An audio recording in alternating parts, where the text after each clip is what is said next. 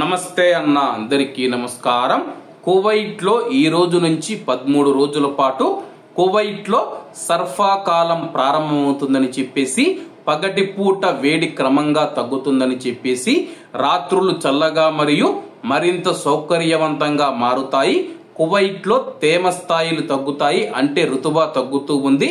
అలాగే గాలి శుభ్రంగా విషపూరితం లేకుండా మారుతుందని చెప్పేసి, శరత్ ఋతువులోకి పరివర్తన మరింత గుర్తించదగినగా మారుతుందని చెప్పేసి, సర్ఫా నక్షత్రం అని పిలువబడే సుహైల్ సీజన్ యొక్క చివరి నక్షత్రం అని చెప్పేసి, శుక్రవారం కువైట్ లో ఇది కనిపించనుందని చెప్పేసి ఆల్ వజైరీ సైంటిఫిక్ సెంటర్ ప్రకటించింది.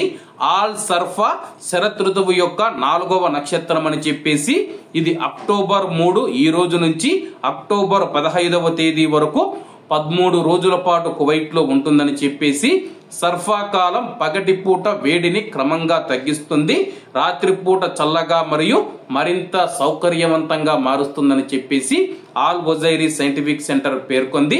ప్రస్తుతం మనం చూసుకుంటే కానీ ఆల్ సర్ఫా కాలం మధ్యనాటికి అక్టోబర్ 16వ తేదీన కువైట్ లో ఆల్ వాస్ము సీజన్ ప్రారంభమవుతూ ఉందని చెప్పేసి, అలాగే ఈ సీజన్ లో కనిపించే మేఘాల మాదిరిగానే పశ్చిమం నుంచి మేఘాలు కనిపించడం ప్రారంభమవుతాయని చెప్పేసి ఆల్ వాస్మి సీజన్ అక్టోబర్ 16వ తేదీ నుంచి ప్రారంభం కానుంది. ప్రస్తుతం కువైట్ లో ఉన్న ఖగోళ శాస్త్రవేత్తలు, వాతావరణ శాస్త్రవేత్తలు ఏవైతే ఉన్నారో, ఈ రోజు మనం చూసుకుంటే కానీ కువైట్ లో ఆల్ సర్ఫా నక్షత్రం ఆకాశంలో కనపడుతుందని చెప్పేసి, అలాగే ఈ యొక్క సీజన్ కు సంబంధించి ఆల్ సుహైల్ సీజన్ యొక్క ఆఖరి నక్షత్రం ఇదేనని చెప్పేసి, ఆ తర్వాత ఆల్ వాస్మి సీజన్ ప్రారంభమవుతుందని చెప్పేసి వాతావరణ శాస్త్రవేత్తలు తెలుపుతూ ఉన్నారు. ఏది ఏమైనా సరే కానీ కువైట్ లో ఉష్ణోగ్రతలు క్రమక్రమంగా తగ్గుతూ వాతావరణం చల్లబడుతుందని చెప్పేసి వాతావరణ శాస్త్రవేత్తలు తెలుపుతూ ఉన్నారు.